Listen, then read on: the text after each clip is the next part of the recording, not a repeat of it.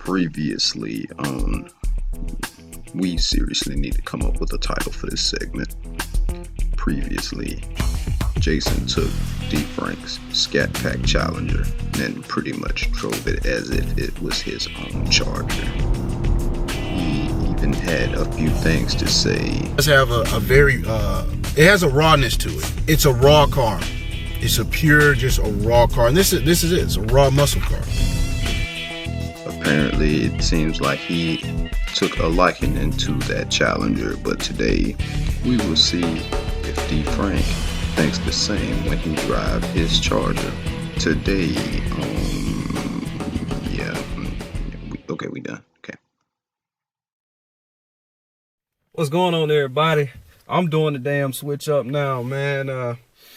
As much stuff I've been talking about these Chargers, saying I don't like them since they went to photos. Look at me now. I'm about to drive one. So I'm about to test out my buddy Jason, his SRT, and see how much different it is from my ScatPack. I'm a little bit shorter than him, so look, I gotta first adjust the seats. And from the inside, it sounds just like mine. One of the first things I noticed is how the steering wheel fits. That flat bottom steering wheel. It's got a little bit of a wider grip up front where I can just get a better grip of everything up here. And like he probably mentioned in his video, the center console do feel a little bit different, especially with the armrest a little bit higher up there. But man, ain't nothing much to worry about. I had to adjust the seats a little bit. Let's see how this ride, man. First things I noticed, it got the launch control button down here and the SRT button as well, because on mine the SRT would be replaced with sport mode, and the launch button was the Super Track Pack, which pretty much access our performance pages. Not the little performance pages or whatever we get in ours up in our ScatPacks. So the SRT pages brings up all the the full-blown SRT menu options. I did that with that Taser video, but it's a lot more in depth on here. So first thing I can say about this one that's better than the Challenger, those blind spots, man. Up in the Challenger, man, you got them blind spots everywhere. At least in here, when I look back, especially if I have to put this thing in reverse, I can see out of it. But yeah, that's a real big pro. And other than that, man, I like the feel and ride of this thing. Like my buddy was saying, if you got a family, this would be the perfect car to get if you don't want to sacrifice speed just for be able to fit more full-size adults and everything up in here. Still is responsive. Still, it's just as responsive. I love what they did with the interior of this car with the red accents to go along with the red exterior paint. I mean, I honestly wish mine would have had some kind of a secondary color on the inside, but I can't complain about that too much. I'll get ready to play around with track mode and the track and sport mode up here, see what the difference is compared to mine. Alright, everything's in sport right now. So I'm about to trim up everything.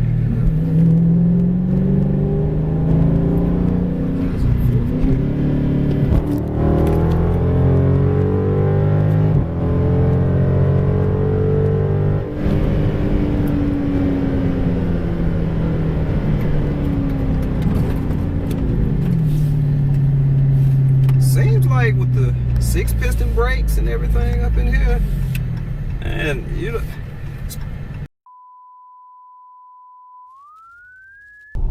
I had technical difficulties on the last shot. The camera had died, but I think I was touching on about like how the track mode with the adaptive suspension and everything is in this car. And man, it definitely is a world of difference coming from my Challenger to this Charger right here, SRT wise. And man, it's crazy. The road don't feel nowhere near as rough as it did in my car.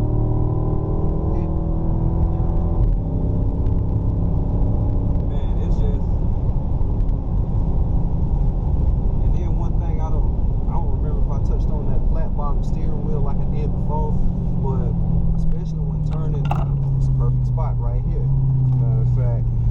6 piston brakes to me are definitely an upgrade from the 4, because even with the 4, they both, you know, stop, do what they have to do, but those extra pistons, man, is not much as a snap to me as it would be from my car.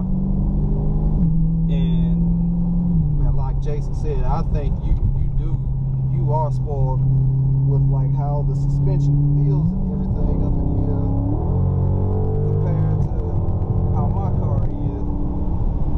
Don't get me wrong, for what it's worth, it's a smooth ride, but you already know you gotta take it easier on certain spots in the road.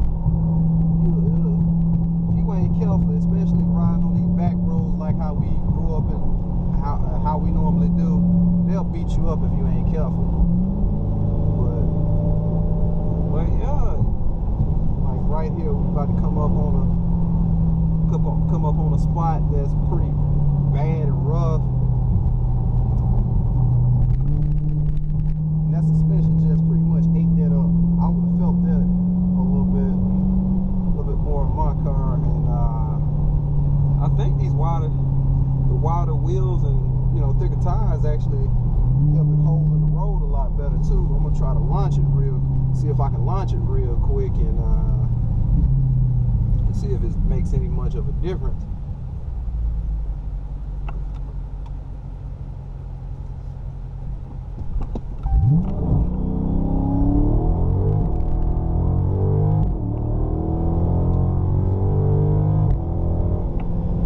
Was pretty good, because in my car I would have spun sideways a little bit before even getting off the line. So to me, those 275s in the back make a world of difference.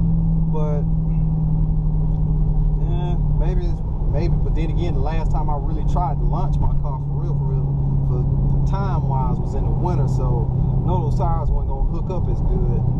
But man, that's amazing, because the car didn't pull as much as I thought it would, and I'm gonna just try again real quick just to make sure that wasn't a fluke.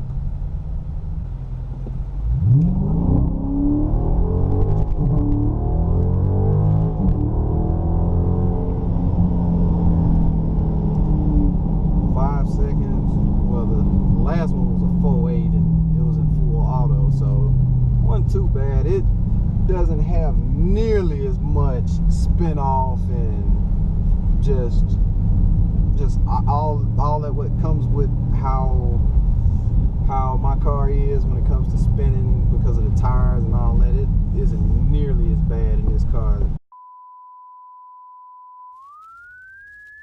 My video, we had a couple technical difficulties. The camera died. This camera died when I was recording, and then the GoPro camera went full. But a couple other things I'll mention, other than driving the Charger from the Challenger, I noticed like with the windshield, we got the little Easter egg on ours with like the small silhouette of the Challenger on mine. That's a nice touch. And the Charger didn't have that. I noticed when I was looking at the back of his car, they have, you know, heated seats for the back, which is a very nice touch, and I wouldn't have never expected that. And man, I ain't gonna lie, I got a newfound respect for the photo Chargers now, man. That thing was fun driving. I mean, it's kind of fun when you get to drive something that ain't yours to a degree. I don't know if I'm speaking for him too, but that was fun driving his car. And I think other than just the respect I found for that car, I think I like that Charger a lot better, because it don't have that annoying blind spot that I have on mine. So man, tell me how you feel about driving my car. Well, the first thing you immediately notice when you step in like the Challenger compared to the Charger is it feels a lot more like racing. You got the lower headline, higher door seals. It feels like you're in it feels like you're in something sportier. It's a proper muscle car, right? You feel that. Not to say that the Charger isn't, but you feel like you're in like a muscle car. You feel like a badass, you know? I mean, looking at this car, I mean, how could you not feel like a badass driving this thing? You know, that one for that matter. You know what I'm saying? But honestly, like the ScatPack is it is an amazing bargain for anybody out there who wants these cars.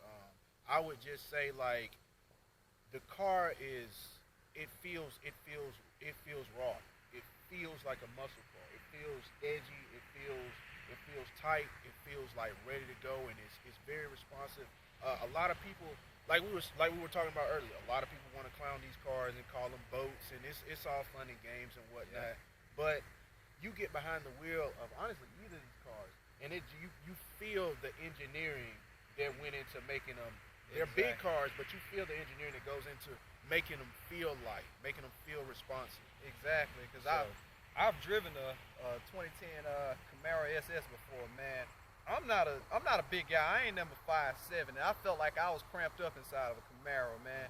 The windshield feel like it's about that small, and to me personally, for what these cars are, they to me they the best in class. Yeah. And like he was saying with the Charger, I got my daily drive is a Hyundai Sonata, so you know the four-door car, man. You know it don't feel that well. It's a difference, but like with the room, like you're saying with the head space, four-door car, it doesn't give me the feel that I would have up in that because this thing is a lot more responsive.